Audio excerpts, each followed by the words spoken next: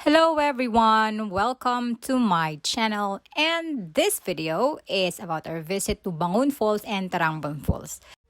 These falls are located in Calbayog City.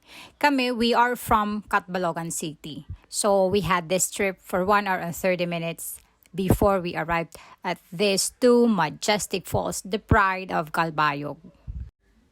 By the way, upon entry pala, we were asked to pay 100 pesos for the environmental fee. Nagkakadiretso na yung car. From the highway, dire-diretso na ho yan. So pagdating nyo doon, bungad na ho talaga yan ng Bangon Falls. Maglalagbook and then sasamahan kayo ng guide. Naturally, yung guide is may bayad yun. Yan, si ate girl tumatakbo. Siya yung guide namin. She will be guiding us. Kasi pagdating nyo dito, dalawang falls yung makikita nyo, hindi lang isa. Yun yung Bangon and then yung Tarangban. First, nabubungad talaga sa inyo upon entry is yung Bangon Falls. And then, ito yung Tarangban Falls. Nasa taas na to. Medyo mahaba-habang akyatan. But then again, wag ho kayong mag-alala because yung daan papunta sa taas is maayos na ho. Hagdanan na ho siya. Nakasimento, hagdanan, tsaka meron hong hawakan. Medyo mataas, pero may hagdanan at nakasimento. So, safe po kayo at mag-enjoy kayo for sure.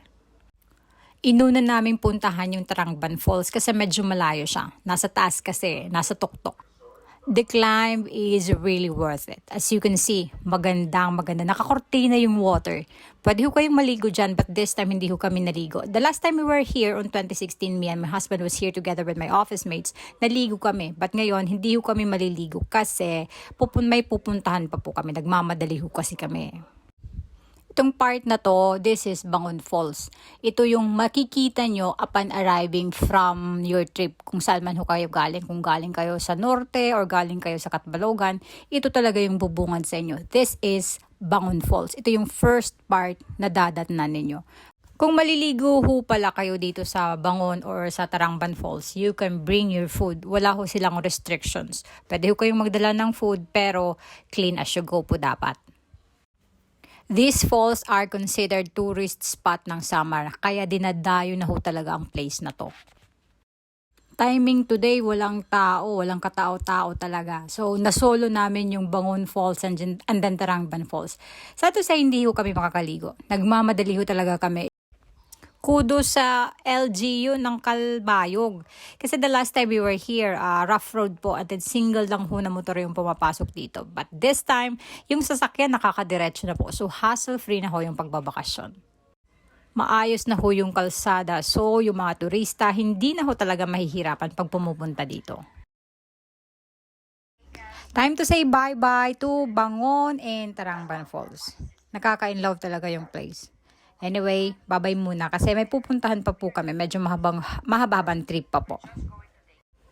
Actually, we're heading to Norte. Kabakungan, Norte.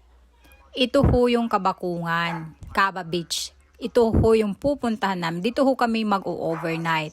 So dumating kami around 4 p.m. Mainit-init pa siya so hindi pa pwede maligo. Ang ganda ho talaga. White beach, white sandy beach. Parang sa Boracay na din yung texture ng sun niya.